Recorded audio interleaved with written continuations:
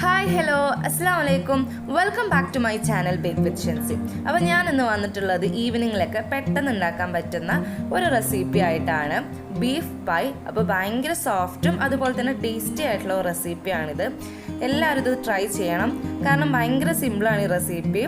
അപ്പോൾ ഇത് ഉണ്ടാക്കാൻ വേണ്ടിയിട്ട് എന്തൊക്കെയാണ് ഇൻഗ്രീഡിയൻസ് എന്ന് നോക്കാം.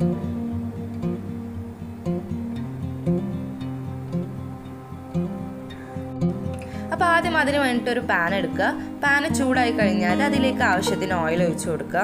അപ്പോൾ ഓയിൽ ചൂടായാൽ പിന്നെ അതിലേക്ക് ഇട്ട് കൊടുക്കുന്നത് ഇതുപോലെ ചെറുതായിട്ട് അരിഞ്ഞിട്ടുള്ള വെളുത്തുള്ളി അതുപോലെ തന്നെ പച്ചമുളകാണ്. അപ്പോൾ അതിൻ്റെ ഫ്ലേവർ നല്ലപോലെ ആയി കഴിഞ്ഞാൽ പിന്നെ ഇതുപോലെ ചോപ്പ് ചെയ്ത് വെച്ചിട്ടുള്ള ഓണിയൻ ആഡ് ചെയ്യുക. എന്നിട്ട് നല്ലപോലെ ഇതൊന്ന് മിക്സ് ചെയ്തെടുക്കണം.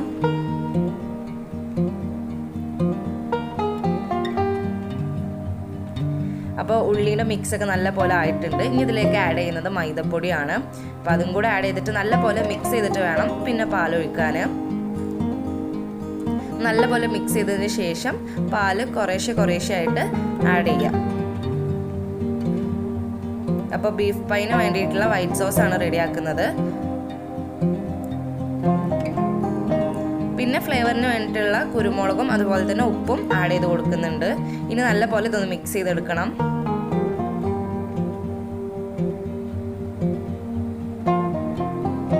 അപ്പോൾ നല്ല പോലെ മിക്സ് ചെയ്ത് കിട്ടിയിട്ടുണ്ട്. ഇനി ഇതിലേക്ക് ചോപ്പ് ചെയ്ത് വെച്ചിട്ടുള്ള ക്യാരറ്റ് ആഡ് ചെയ്ത് കൊടുക്കുന്നുണ്ട്.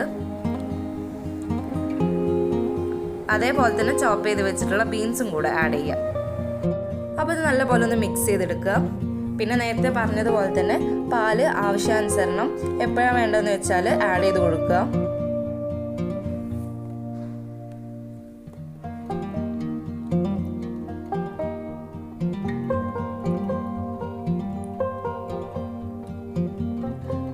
അപ്പോൾ ഇങ്ങനെ മിക്സ് ചെയ്ത് കഴിഞ്ഞാൽ പിന്നെ ഒരു 2 മിനിറ്റ് അത് ലോ ഫ്ലെയിമിൽ വെക്കുന്നുണ്ട്. കാരണം എന്താണെന്ന് വെച്ചാൽ ബീൻസും ക്യാരറ്റും ജസ്റ്റ് ഒന്ന് വേവാൻ വേണ്ടിയിട്ടാണ്. ഇതിലേക്ക് ഫൈനലായിട്ട് ആഡ് ചെയ്യുന്നത് ഉണ്ടാക്കി വെച്ചിട്ടുള്ള ബീഫാണ്. ബീഫ് എന്ന് പറഞ്ഞാൽ ജസ്റ്റ് വേവിച്ചിട്ട് ഉപ്പും കുരുമുളകും ഇട്ട് വേവിച്ചതാണ്. അപ്പോൾ അത് ജസ്റ്റ് ഒന്ന് ബ്ലെൻഡ് ചെയ്തിട്ടുണ്ടായിരുന്നു മിക്സിയിൽ. പിന്നെ ഈ മിക്സിലേക്ക് ആഡ് ചെയ്യുക. ഇനി ഇത് നല്ല പോലെ ഒന്ന് മിക്സ് ചെയ്തെടുക്കുക. പിന്നെ ഇതിലേക്ക് മൊസറല്ല ചീസും കൂടെ ആഡ് ചെയ്യുന്നുണ്ട്. നല്ലൊരു ഫ്ലേവറാണ് ഇത് ആഡ് ചെയ്യുമ്പോൾ. അപ്പോൾ അതും കൂടെ ആഡ് ചെയ്തിട്ട് നല്ല പോലെ മിക്സ് ചെയ്യാം. അപ്പോൾ നമ്മൾ ബീഫ് പൈന് വേണ്ടിയിട്ടുള്ള നല്ല ചീസി ആയിട്ടുള്ള ഫില്ലിങ്സ് ഇവിടെ റെഡിയുണ്ട്. ഇനി ബാക്കിയുള്ളത് നമുക്ക് എങ്ങനെയാണെന്ന് നോക്കാം.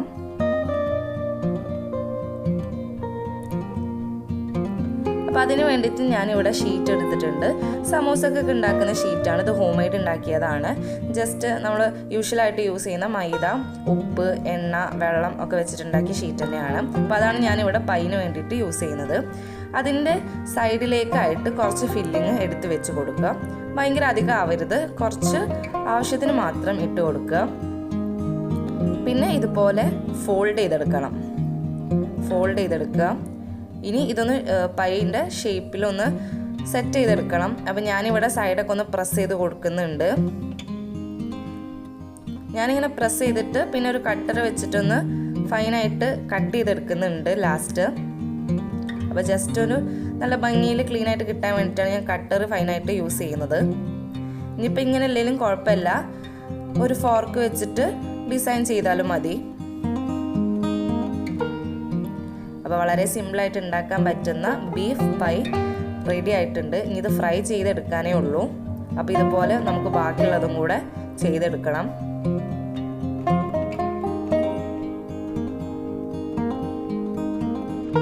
അപ്പോൾ ബാക്കിയുള്ള പൈയും അതേപോലെ തന്നെ ഉണ്ടാക്കി വെച്ചിട്ടുണ്ട്.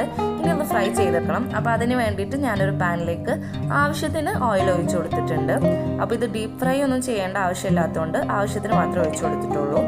ഇനി ഇതൊക്കെ ഒന്ന് ഫ്രൈ ചെയ്തെടുക്കാം.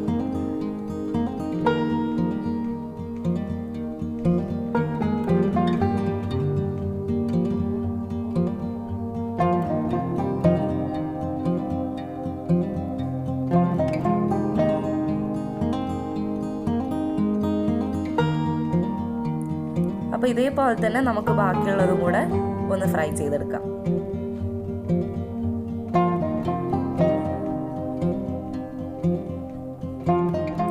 അപ്പോൾ അങ്ങനെ വളരെ യമ്മി ആയിട്ട് ആയിട്ടുള്ള ബീഫ് പൈ ഇവിടെ റെഡി ആയിട്ടുണ്ട്.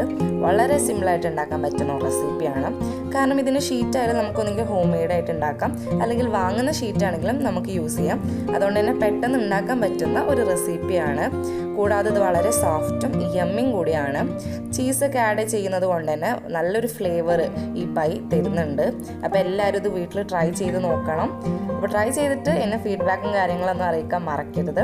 വളരെ ടേസ്റ്റി ആയിട്ട് പെട്ടെന്ന് ഉണ്ടാക്കാൻ പറ്റുന്ന ഒരു റെസിപ്പിയാണിത്. അപ്പോൾ നിങ്ങൾക്ക് എല്ലാവർക്കും എൻ്റെ വീഡിയോ ഇഷ്ടമായിട്ടുണ്ടെങ്കിൽ ലൈക്ക് ചെയ്യാനും ഷെയർ ചെയ്യാനും സബ്സ്ക്രൈബ് ചെയ്യാനും മറക്കരുത്. അതോടൊപ്പം തന്നെ ബെല്ലൈക്കൺ പ്രസ് ചെയ്യുകയാണെങ്കിൽ ഞാൻ അപ്ലോഡ് ചെയ്യുന്ന വീഡിയോസ് നിങ്ങൾക്ക് അപ്ഡേറ്റ് ആയി കിട്ടുന്നതാണ്. താങ്ക്